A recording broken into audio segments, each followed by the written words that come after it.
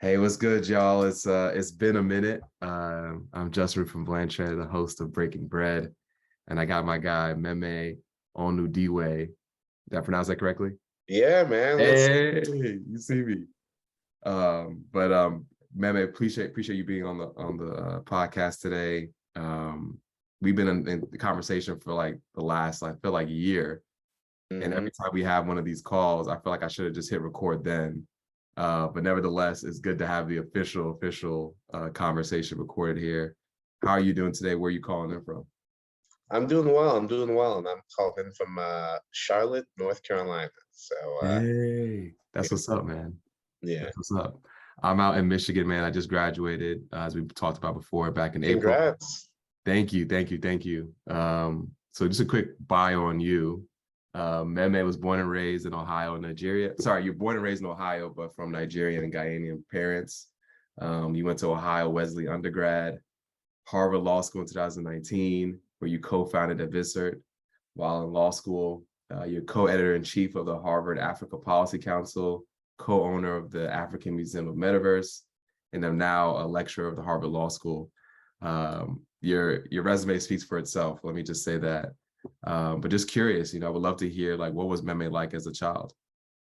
Oh, thank you, man. Thank you. And yeah, I guess I mean, child. It depends on I guess, on the ages. Like you said, I was born and raised in. I was born in Xenia and raised out in Dayton, Ohio, out in Centerville.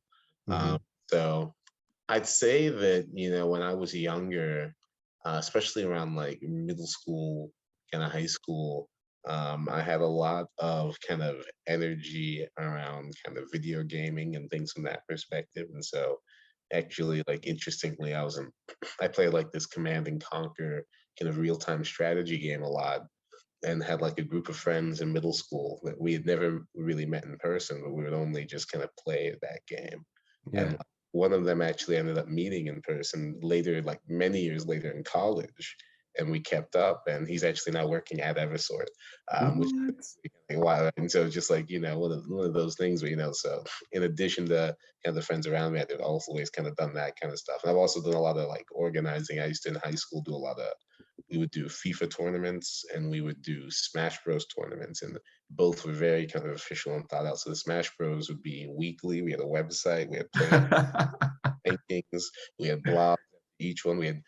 One of our friends who's an engineer would make trophies. So we put like a golden GameCube controller on top of one, and like a I'm silver dead. second place, and you'd switch each week.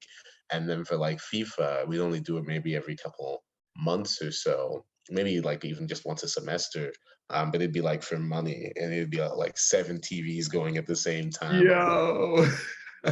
Knockout. And the way we do it is you wouldn't decide what the money breakdown was until the semifinals, and then just those four people would decide. Of course, at that point, everyone's feeling themselves, so they're giving all the money to the winner, uh, and it I was love was it. good. And so like we would like be doing that at my house, and like yeah, that like organize a lot of that stuff, and so just kind of always had a little bit of that kind of energy and like having. That's love. And so what do you feel like looking back on that time in your life, like hosting these like game tournaments, collaborating with people, et cetera, et cetera? Like what do you feel like it says about where you are today? I think it's always just kind of building. I mean, not to focus on games only, but in college, when I was in a fraternity, I was a brotherhood chair. And what I did was a massive FIFA tournament, not just for us, but for the whole school. And the way we did it was each fraternity would have to nominate four students Mhm. to basically come and qualify for it. And then we also had a different qualification just for the non-Greek students, so they'd be, represented. And then each fraternity would put in money, and the winner of the tournament, whoever they represented, would go to the charity of the money. All the money would go to the charity of that chosen kind of group, right? And so the non-Greek students got sponsored by local businesses, right? So they kind of put money into. But let me tell you, when I tell you that the tournament at my fraternity had 25 people and was bigger than the actual tournament, just to choose our four people, and we had to do five groups of five.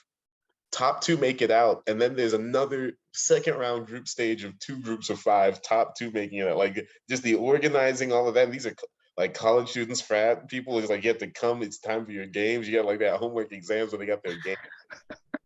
I'm like going through all of that, and then I'm telling you, we did all the tournaments, had like 10 TVs go in the building, but then for the semifinals and finals, we rented out a movie theater and actually put a TV What? where they put the film. So those people still playing lagless on the TV in front of them, but outdoors, everyone's just sitting there eating popcorn, watching them play. And we had commentators, one from each of the fraternities representing the game. So they'd be bantering and live talking from that screening area as they're watching, and everyone's like watching the game.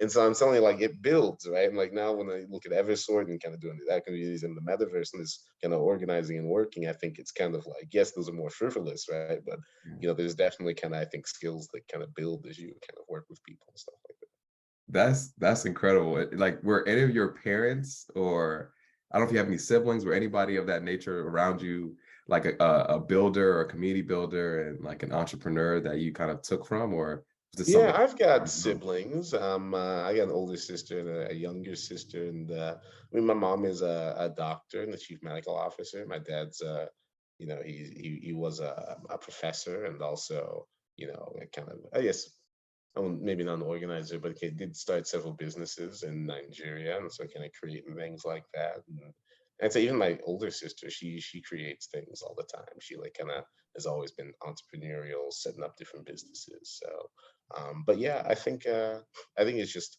it's fun. I think when you look at kind of doing it as a kid or even like in middle school, just playing those games online, it is just kind of fun to do and build things with people. So. Yeah, yeah, that's really cool. I like that. And so you go to Ohio Wesleyan, and then you graduate, and then later on you actually apply to go to Harvard Law School. Now, obviously, like Harvard's like the creme de la creme, but like, just curious, at what point in your life were you determined to get into Harvard, and like, what was that process like? Yeah, I mean, that's all because of my good friend Andrew Paik, or Sungwon Paik, which is his Korean name. Mhm. And we went to college together. We were actually both founding fathers of our fraternity. Had been Reed State, and so we didn't have like a pledge class ahead of us. We kind of just kind of corporate came down, and we kind of held. And so me and him actually also ran for school president, vice president together. So very close, good Mhm. friends. And we had like basically it was very similar GPAs, and then he was a year ahead of me, and he's very smart. Took the LSAT and everything while he was a college student, and then just like, "Oh, I'm going to Harvard Law," and I'm like, "What? We can do that?" And so it's like, I took a gap year. I couldn't take the LSAT while I was a student like him, Mhm. but went to Harvard Law, and I think from that perspective, also, he lived on my floor in the dorms. It was his 3L, his final year, my 1L, my first year. It was very good to have someone there who who's friendly and who you've like worked with before, and who's just done the 3 years, at that school to kind of tell you, kind of, and help you as you're in a new environment. So Yeah, that was really helpful. Shout out to Paige. Yeah.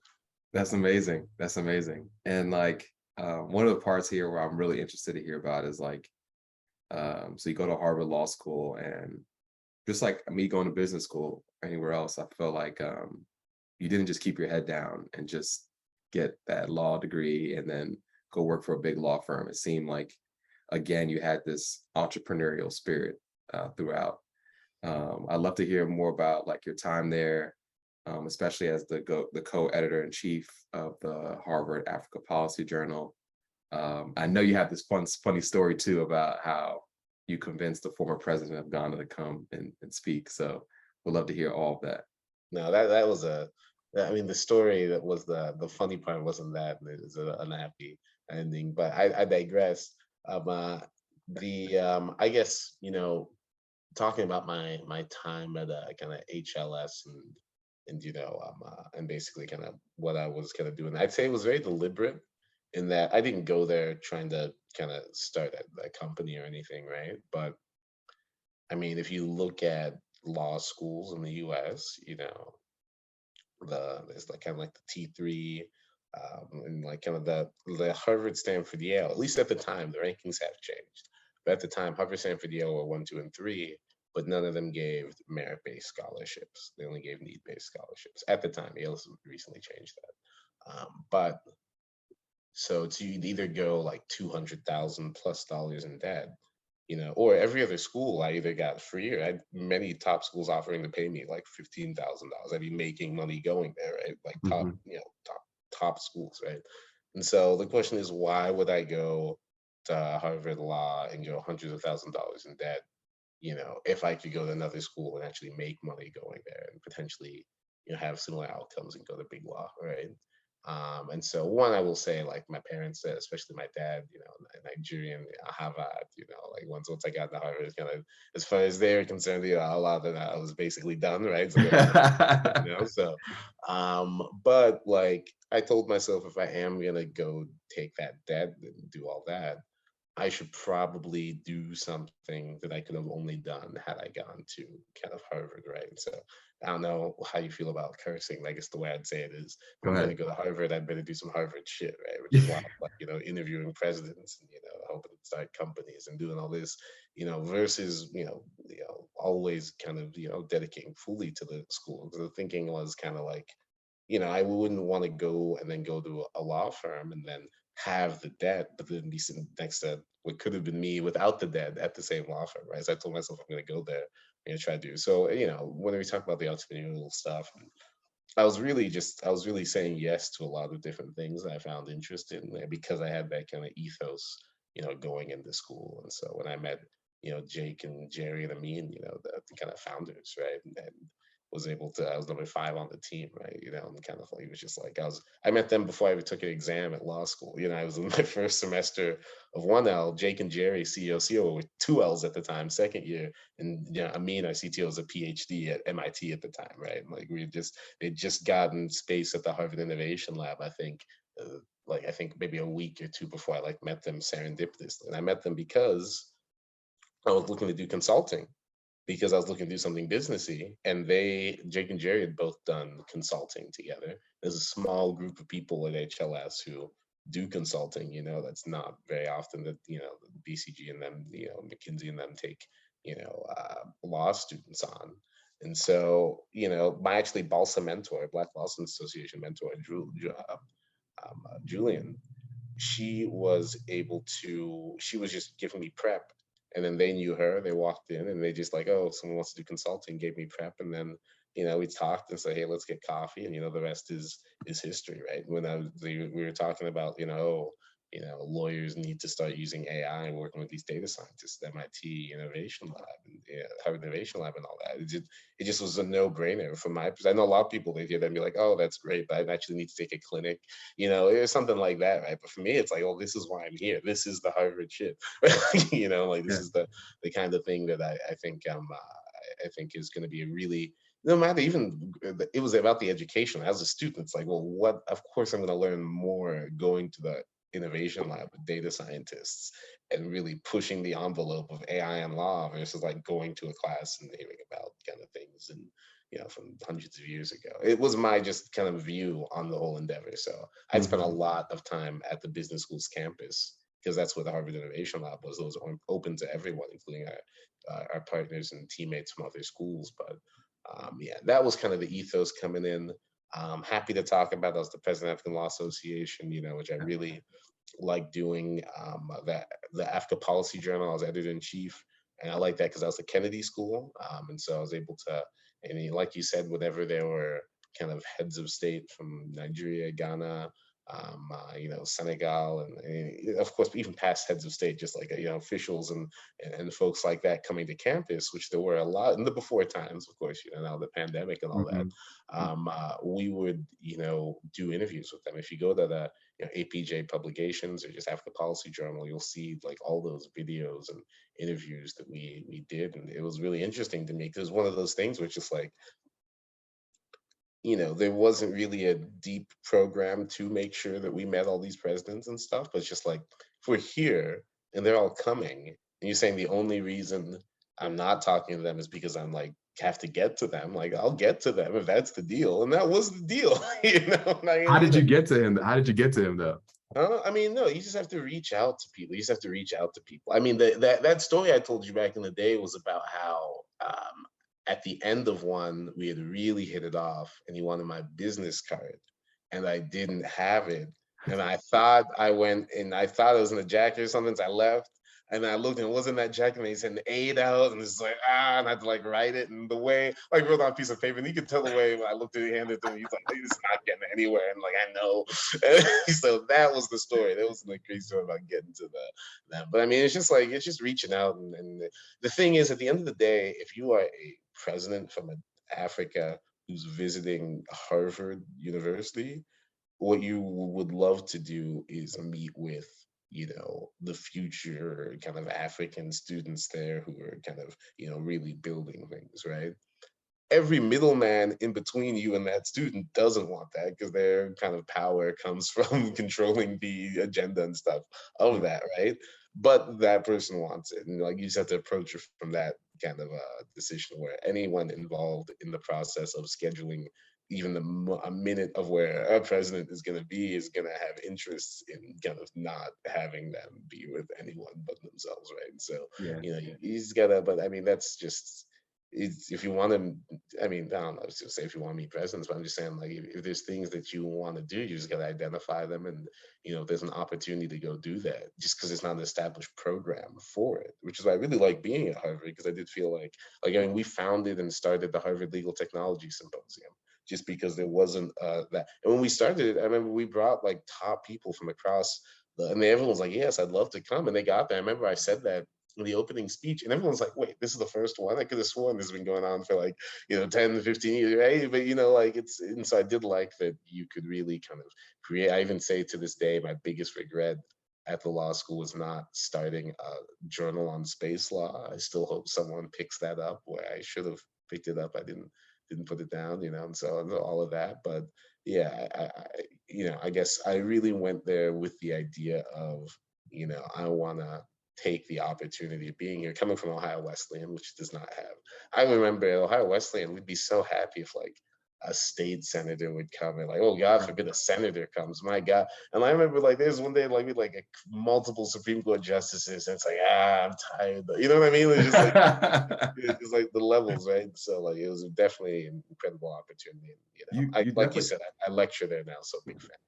yeah, it seems like you come across as like an entrepreneur slash like rebel within this like organization or infrastructure. And I mean that in like a positive way. Like, I remember seeing this quote where it might have been a paraphrase where you're like, anyone who doesn't pursue a wide range of activities at Harvard Law is missing a golden opportunity. And it seemed like you just did not want to be put in this necessary, like this box. And then you say, yeah, you just reached out to like the president of Ghana, but like plenty of other people have probably seen that this person's coming in town.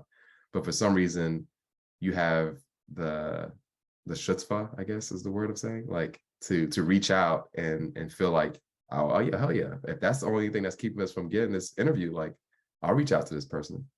Can you speak on that, or what are your thoughts? Yeah, I mean, I'd say like being a part of that Harvard Africa Policy Journal doesn't hurt, right? And you got to craft your message, right? So like once we did Obasanjo, right, which was like he's the first president of Nigeria's kind of new republic, right? Mm-hmm.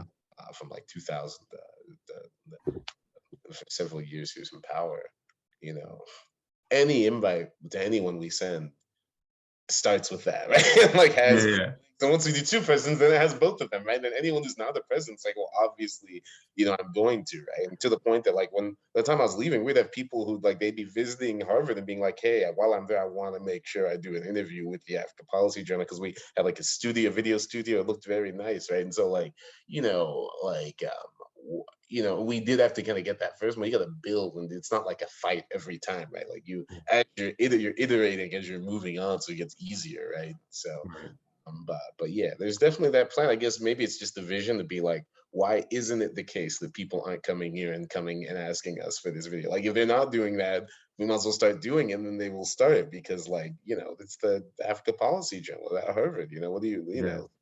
And Yeah, I you guess that's you thinking you of. alluded to it though. You alluded to it, I think, in like your explanation about like reaching out to the president of Ghana, and then some of like your gotta do Harvard ass shit, right? What, I mean, if you're going to Harvard, you might as well do that kind of thing.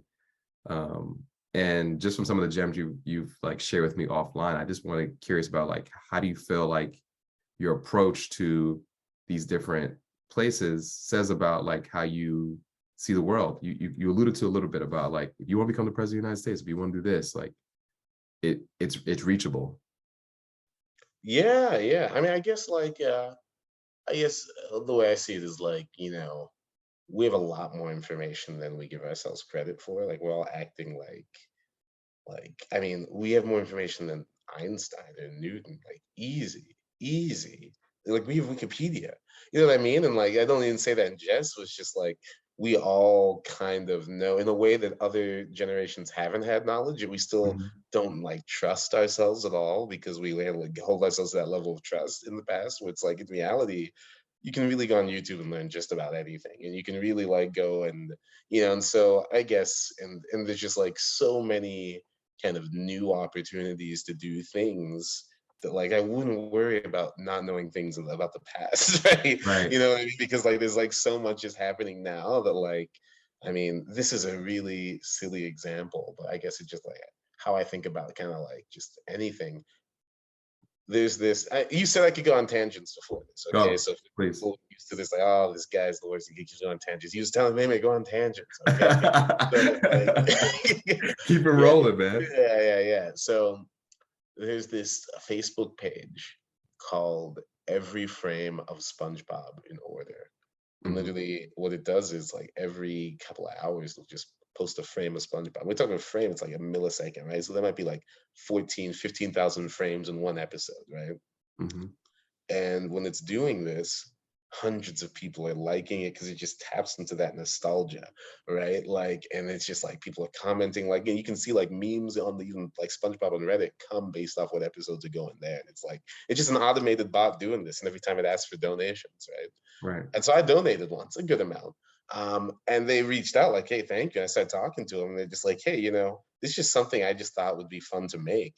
Like just something that like, goes and like cuts it into frames and then like posts it automatically. I want to see if I could do it. And it started getting popular and people started donating lots of money. And now I'm just getting like paid off that. I made it for a bunch of different shows. And it's just like they get tapped into the nostalgia of like 0.00001% of the population, but so deeply. And like that's not a business model that works outside the internet, right? Just Right. something that's just like random and pop and donate, right? But like if it catches the right people, they'll all be like, "Oh my god, this is amazing!" I'll just like, you know what I mean? Like, it's just a Right. different way of kind of viewing things. I just feel like there's like a lot out here where it's like you can just make an algorithm that like posts a picture and like be fine. Like, this is a different kind of economy, right? And so I just feel like it's a weird analogy, but I feel like we're just scratching the surface on kind of like what the internet enables there, and that's my view on kind of I guess that. Yeah. No, I love that. I love that analogy. I think it gives a great like understanding of again like how many opportunities are out there. I think for me, especially growing up, I felt like you could only become successful in like 4 different industries. And I think being exposed to like this business school experience and then doing study abroad and as such, you get this incredible amount of exposure to like just being able to monetize off of anything that you find passionate about and being able to be super hyper focused on that one consumer can make you just as much money as you could be at one of those big 4 industries. And it seems like you kind of create that niche for yourself, especially in terms of not putting yourself in a box. You even have the phrase, you're a digital nomad. Would love to hear if you could explain what a digital nomad means in today's world. Oh yeah. I mean, we all went through the pandemic. And so yeah, in October 2020, me and my roommate at the time, we left our leases, and at that time, I have not paid rent since. I really have just I started off with kind of just a road trip. I'm born and raised in Ohio, like I said, college in Cambridge, Massachusetts. So I hadn't really lived out west, and we moved to Silicon Valley, San Mateo, to work with Evisort. That's where our headquarters and office is. But Mhm. like I said, October 2020, after living there for a year, left and just started driving across the Pacific Southwest. Of course, I work from my laptop, so like a lot of us, right? And so, just needed good internet as I would be as I navigate. But saw the Grand Canyon, Joshua Tree, Wow. Yosemite, kind of all these things. My car has been in Houston since April 2021. After kind of driving, as things started opening up, I started flying around. A lot of my work is kind of speaking at different conferences, about kind of AI and Evisort. So, I'll go and talk to folks about using AI on their contracts and, why they should, it's 2022, use AI everywhere else. Why wouldn't you do it for your most important business documents, stuff like that. And as I'm flying, I usually have friends and family in these different cities, and I'm just going to stay with them until I get flown to another city. Yeah. And so that's kind of what I've been up to. Like I said, last week I was in Winston-Salem for like an event called the Pitch with the Thurgood Marshall College Fund, where I've been kind of helping them with kind of, it's to kind of help build entrepreneurial skills around different kind of HBCU students, and just got an Airbnb in Winston for the week, and now there's a wedding I'm going to in Charlotte this upcoming weekend, so came on down. I have some friends down here I'm staying with, and that's just kind of how it goes. I love it, man. I love it. And speaking on a Evisort, like from what I've saw, your seed stage, you had Jeff Bezos, Mark Zuckerberg, and I believe Bill Gates on your cap table. And then now you're in Series C, where you've raised around 100 million. But love to get more insight for people who are listening in regards to like, what is the company? What exactly do y'all do? And maybe what are your plans for the future at the company? Yeah, most definitely. I mean, Evisort, it's really interesting, like it's you think about not even just contracts, right? But the way you store any documents, right? When you think about storing documents and like what we think about documents as, right? It's a way to keep track of information, right? That's why contracts are clean, this section, this section, this section, right? We all know today when we think about data, we think about graphs, we think about kind of, like structured data, right? And the power, and that's driving the economy, right? Like, I mean, data is the new oil, right? But when you think about the most important business documents at companies, we don't treat them as data, right? They're kind of referred to when there's issues, but any tracking of data in there is manual by people saying, oh, this is the expiration date, this is the clause. And then, when issues happen, like, oh, there's sanctions against Russia, or, there's a pandemic, and, I don't know if my contracts are still enforced due to the force majeure clause, or kind of stuff like that. There's kind of scrambles and fire drills. And so we basically took the approach, because when we were in law school, we would be the young lawyers spending weeks on end copy pasting clauses and control effing for indemnification, and we just thought, like, there's a simpler way. If you're actually structuring the data of these contracts as you're storing them, then you won't have to have these fire drills on the back end. And so we spent 3 years at the Harvard Innovation Lab with data scientists from MIT just building algorithms to train out this AI. And once we had the AI working, we then built a contract management system on top of it. So we started with the repository. So it'd be like, hey, we'd sync with Google Drive, we sync with Box of your document side, we'd pull them in, analyze them, generate data automatically, dashboards, everything you need, right? And it takes seconds. You can do hundreds of thousands of documents with like in a day or two, you know what I mean? Versus like months, and it's only 5 data points because you got a paralegal doing it. It comes out more expensive, right? But then on the back end, a couple of years ago, we also released our workflow tool, which is everything before you sign a contract, right? Drafting an agreement back and forth approval. So now it's that full life cycle system with cutting edge AI. And so that's what we've built. Our clients include, like Microsoft and Keller Williams and Bank of New York Mellon, and small companies like, clinics and, like a fish farm in South Dakota, and different folks. So it's pretty interesting. But, we actually trademarked the verb datatize. So we have to use the R now because it's restricted. And so like you digitize, everyone should be digital. Like you're a doc, if you're in a business, your contract should be digital. It's 2022. Okay, you've had enough time. There's 3 Tuesdays. You know what I'm saying? Like, but it's you have data, right? Datatize. And so I don't know how we got away with getting datatize, because that should be a verb, frankly. But hey, we got it. And so we say don't digitize, datatize. I love it. I love it, man. I mean, at this point, I guess it's obvious why you made the decision to go with Evisort, but I would love to know, at the time, did you ever have any reservations that you saw some of your classmates maybe going to some big firms? And how did you deal with that? Like, what's your North Star in making those kind of decisions? Yeah, I'd say, it was not as hard for me.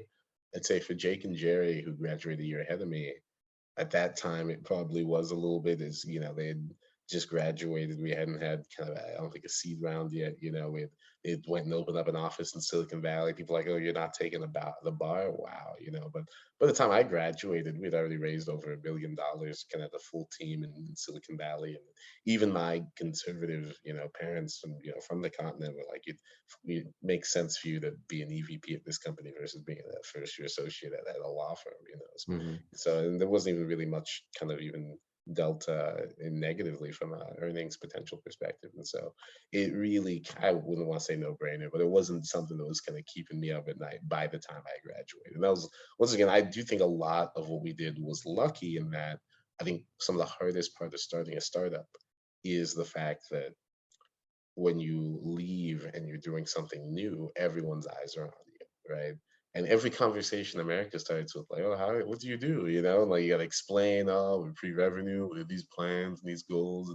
And just like when you meet with the same people for like multiple years, like every other day, and you don't make money, and you're just like, what are you like? Am I crazy? Like, what am I doing? There's like a lot mentally, right? Yeah. And so like we were kind of shielded for that because we asked, what do you do? And it's, oh, we're students at Harvard Law, I'm like, oh, congrats, I'm also working on startup. Like, yeah. And so I feel like we really, were able to kind of shield ourselves, and kind of by the time we graduated and really had to kind of go in, we had already had kind of something that, at least from my perspective, that was very strong. So I know a lot of people who take these alternative paths, struggle deeply with that kind of at that point of kind of divergence. But for me, it wasn't fully the case. That's awesome. That's awesome. Well, congratulations at getting to this point. I'm going to table that really quickly and move over to your fascination in space. So we'd love to hear, where did your fascination with like space exploration and space law really come from? Yeah, I mean, I like space, man. I guess like I said, maybe it's just when we're talking about, and we all know we have enough information, like look at the stuff I'm doing, like, space, AI, Africa, metaverse. It's all kind of future looking things because I feel like we have enough information to kind of know where things are going. You know what Mhm. I mean? And so like I guess it's just something which is like when I think about the future, uh it's like space is really important. I mean, the way I always say, like 99.9% of everything is outside of Earth. And that is a super generous statistic to Earth. In reality, it's 100% of everything is outside of Earth because like it's almost infinite outside of it. And Mhm. so when you talk about space law, it's really about, hey, who controls and makes rules about 100% of everything? Because like that's actually everything. And the only reason we don't care about it is because we can't access or use it. But the second we can access or use it, it's going to be all we care about because once again, it's actually everything, right? Yeah. Like, our economy runs on rare earth metals, which are by definition only rare on Earth, right? Like it's ridiculous. And so like, you know, it's a no-brainer for me. Like, just Well, like using it, it's like, why would I type this? Like, why would I copy paste indemnities? Like, it's 2022. And so just like a lot of these things are just like, it just seems very just, simple. was there And like so a class that started for you where you were like, okay, this like I went to this class and I was like, holy shit, space I is ready to didn't, go. I guess, I mean, not really. I took astronomy online in college Okay. when I was in Nigeria over the summer. In reality, because I didn't want to take any math or science classes, and so I did it all that summer online. And so I wouldn't. I just think I don't know. I guess for me, it just kind of made sense. And maybe thinking about crypto, maybe also think about the rare earth metals and stuff like that. But it seems like it kind of makes sense to me. And so I guess from that perspective, is when I got kind of interested in it. I wanted to start a space law journal, but it was very busy. I was part of the Space Exploration Admiralty Law Society in law school. And me and my friend Kwame, graduate year after me, um, wrote a paper, on kind of how Africa should respond to the Artemis Accords. I don't know how much you want me to like dive into. No, no, please, please, please. But you want me to Go ahead, yeah.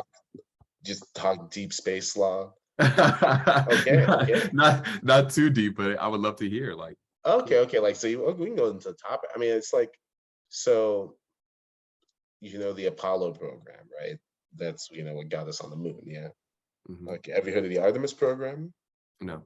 Okay, so that's like the new plan to like, get first woman on the moon, but then also get us to Mars, But in addition to the Artemis program, which is of course analogous to the Apollo program, what's special is that there is also promulgated by NASA and its partners the Artemis Accords, right? And the Artemis Accords are basically like rules and kind of legal kind of things about how people can operate in space, right? And it's actually promulgated in the Trump administration, so it's all about bilateral. So it's all bilateral agreements with other countries, like many European countries, the UAE, Japan, etc., all kind of signed up. And so in reality, like the only real space law out there is like the Outer Space Treaty, which was kind of negotiated back during the Cold War between the US and the USSR, and it's very vague and flowery. And a lot of the Artemis Accords talks about basically kind of falling under that and being like, hey, we're making these accords, but it's it all fits in under the OST. And so basically what our paper was about was called Africa and the Artemis Accords, and basically how Africa should kind of react in kind of this new space economy and new space race and everything happening there. And basically just talked about all the different kind of things going on there. But I guess the big thing that folks kind of think about and look at, and here's my interesting, I guess, perspective on things is like and I talked about this a little bit at the National Space Society's annual conference last year. It was the idea of like, a lot of what's in there is pretty, good, wholesome. The smallest section is, of course, about space resource exploitation. And of course, that's like I said, the 100% of everything. And so, that when you read the way they approach it, it does go with what U.S. space policy has been for a while, which is that the Outer Space Treaty says that like, okay, you can't like, you can't like basically not mine directly, but you can't like kind of take value directly from it. I'm missing the quote, and I'm sorry about that, but it's like basically like you can't like go and like extract things directly from interstellar bodies, and so what the U.S. policy is that if you take something from that body, it's no longer a part of that body, and then you can go and profit from that, right? Which is, there's wiggle room, right? Because like there's to get really deep space law. There's another attempt to kind of build upon the OST, but this was actually done at the UN level, which is where it typically should be done versus these bilateral agreements with NASA. But I digress. There was called the Moon Treaty, and that was pushed by a lot of third world countries, and it went really far in saying that, hey, actually, everything outside of Earth belongs to all of us, and anything that you get from there needs to be split among all nations. And that didn't pass through the UN, which, by the way, the Artemis wasn't even attempted through the UN, but that didn't pass through the UN. But when you read that, in the same way the Artemis Accord says, hey, this falls under the OST, that one says, oh, hey, this falls under the OST, which is just an example that the OST is vague, right? It's like the one thing we know about the OST is it's vague. So like a lot of interpretations can come out. And so what I find interesting about it, though, and I hope you're okay with me just kind of diving. No. I have a follow-up, but go ahead. Okay, what I find interesting about it, though, is that there's domestic legislation in the United States that bars NASA from working with kind of China directly, which of course, sure has its reasons. But when you promulgate, these new accords and do them bilaterally and not through the UN, how it's normally supposed to be done, and then China's literally by your country's law not allowed to be involved. Like you're kind of pushing them to create their own, right? Which is what they did. Them and Russia came out with their own. They're gonna have a joint moon base, which means it's basically gonna be kind of different regimes of law in space. And like, there's already a Chinese, space station up there, and the ISS is in flux, especially with this current kind of. But the thing that just gets me, I just find so interesting, and kind of my take on it is that in reality, Russia, China, and the US totally agree, which is like they want to extract the things. Because one of the few countries in the world that can extract the things right now. So of course they want to go and do that now and benefit from it now. But it's like the geopolitical pettiness like stops it, right? Even though they're actually on the same page And Yeah. they're the only ones who could actually go to the UN and actually push something through that actually gets this done is in their interest. Like it just can't happen, And so, it's actually almost giving an opportunity to weaker countries who would probably prefer that, there's kind of, ambiguity here, like, kind of the Outer Space Treaty stays, because the Outer Space Treaty is actually really good to third world countries, only because it's basically the US and the USSR saying we're not going to nuke each other from space. But they left a lot of good wiggle room in there. They Yeah, kind of talks it's very flowery, right? Talks about how everyone kind of owns it in ways that they typically wouldn't. So I don't know. I just always found that to be an irony in all of this. And so I'm done. you have a way of sharing it that makes it like very interesting. Like, I mean, I think for the most part, most people are not talking about what's going on in space just because it's just not on the news, so to speak. It's not the hottest topic. And to your point, we just haven't been able to explore it enough. But like, I guess I have two questions for you. One Yeah, is, sure. do you consider yourself a deep diver, or you know enough to be dangerous? Because you're in like space, you're in AI, you're in metaverse, NFT. Like, where, like, how do you envision? How do you go about your approach to these specific industries?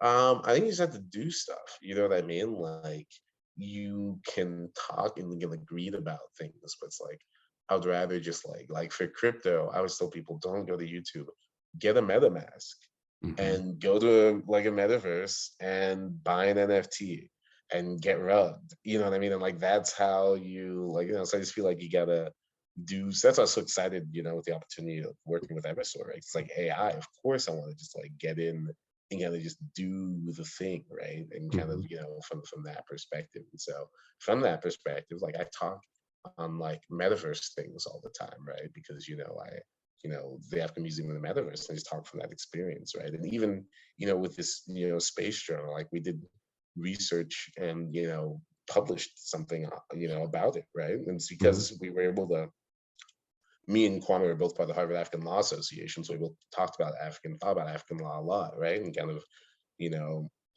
but we didn't have that hard space law, but we just did a lot of research on it, right? And let me tell you something: when you choose these futuristic things, like there's only one space law. I just told you, like space law too. You know what I mean? Like there's like everything else is just like conjecture and talk. Like there's only a few hard things, right? And so like when we talk about like crypto, AI, metaverse, space, the reason that another good reason to go into these kinds of things is that like you are on the forefront of it. If I want to get into property law, I'm always going to be behind someone who's 80 years old because it's about stuff that's 800 years old, right? Right. But like you can jump into this other stuff and like kind of dive in today if you're willing to actually do things. If you're just going to be on the sidelines, then you'll just be on the sideline. But if you actually want to go in and do things in some of these, like nobody was talking about Africa in the Artemis Accords.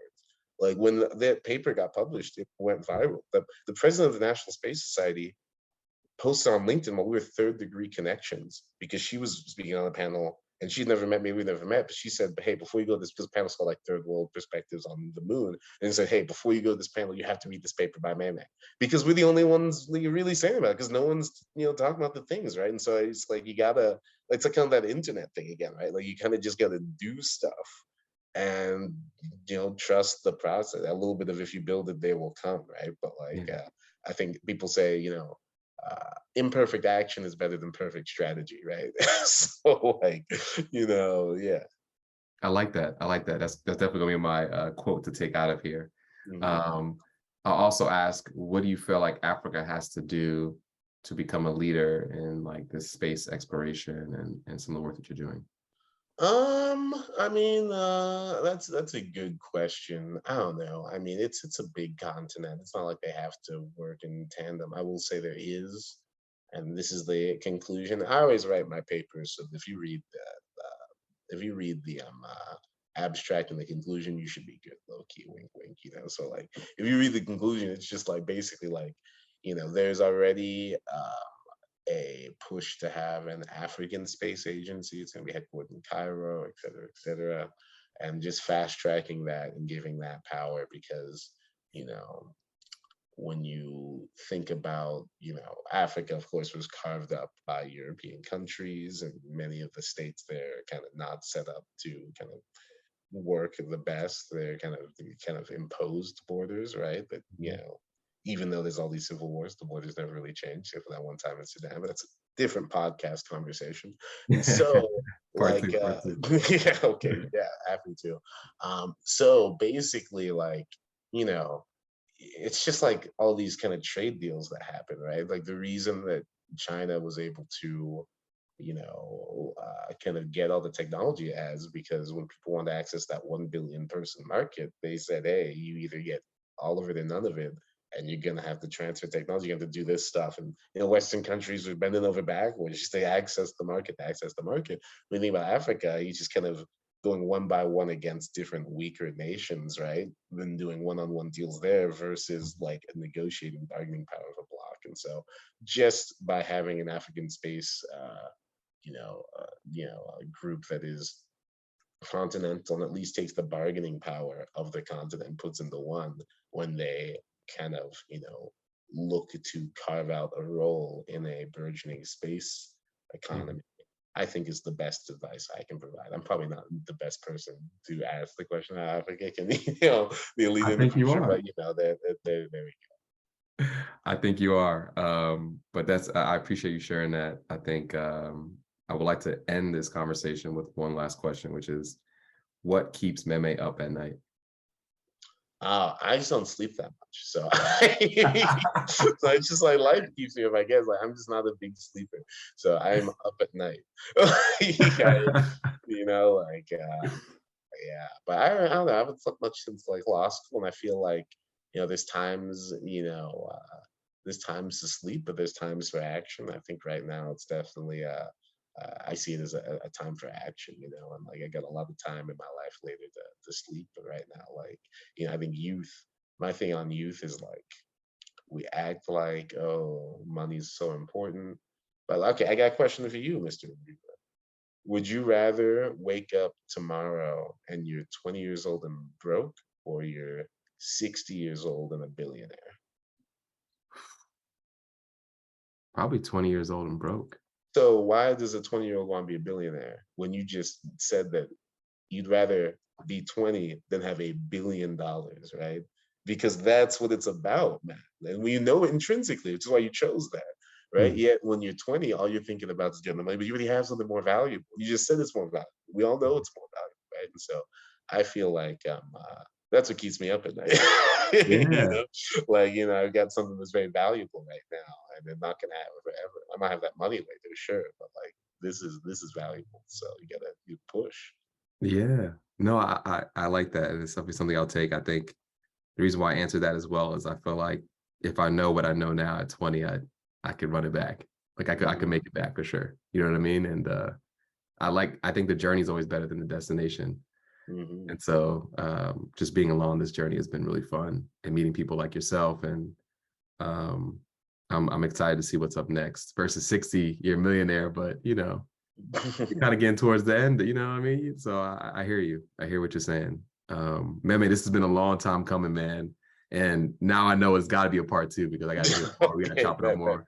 We got some stuff we can't talk about on this call right now. So thank you again for your time, man. No worries, man. Have a great one, and keep doing what you're doing. It's awesome. See ya. Have a great weekend. I appreciate you.